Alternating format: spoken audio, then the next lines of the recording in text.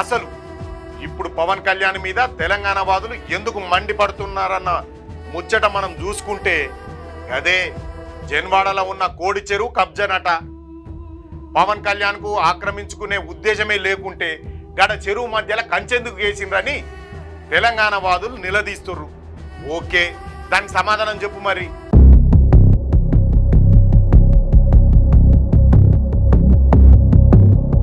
వారికే నేను చెప్తా ఉన్నా, తెలంగాణ ప్రభుత్వానికే చెప్తున్నా.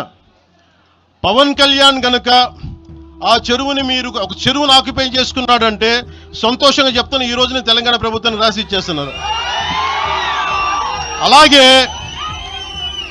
తెల్లారి లేస్తే చాలు తెలంగాణ మీద పడి దిష్ట వ్యాఖ్యలు చేసే వ్యక్తి అకస్మాత్తుగా తెలంగాణ మీద ఎందుకు ప్రేమ కురిపిస్తుండో అర్థం కాక మనోళ్ళు తలలు పట్టుకుంటుర్రు. అసలే సినిమా ఓడు ఇప్పుడు మాట్లాడుతున్న మాటల వెనుక ఏదో పెద్ద మర్మమే ఉందని అనుమానించడం వాజీవ్ ముచ్చటే కదా.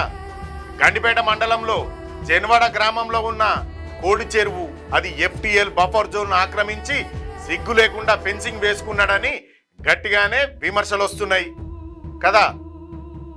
పవన్ కళ్యాణ్కు అక్కడ దాదాపు 18 ఎకరాల భూమి ఉందని, అందులో కోడి చెరువు శిఖం భూమిని కూడా కబ్జా చేసిండని మీడియా వాళ్ళు కూడా గ్రౌండ్ రిపోర్ట్లు ఇచ్చిర్రు.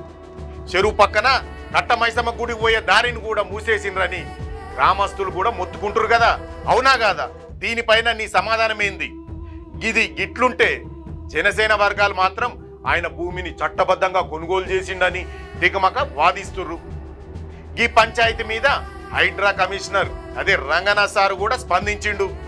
ఆయన ఏమన్నాడంటే తమ దృష్టిలో చెరువు పరిధిలో పక్కా నిర్మాణాలు ఏవి జరగలేదని, పుట్టి మాత్రమే వేసిండ్రని చెప్పిండు. ఆ కంచె చెరువు జాగాలకు వచ్చిందన్నది తేల్చనీకి జైంట్ సర్వే చేస్తామని, తప్పుంటే బరాబర్ తొలగిస్తామన్నాడు. ఇక్కడ గమ్మత్తైంది ఏంటంటే అసలు గాడ చెరువు మధ్యలో ఫెన్సింగ్ వేసుడు తప్పు కదా అని జనం అంటుర్రు.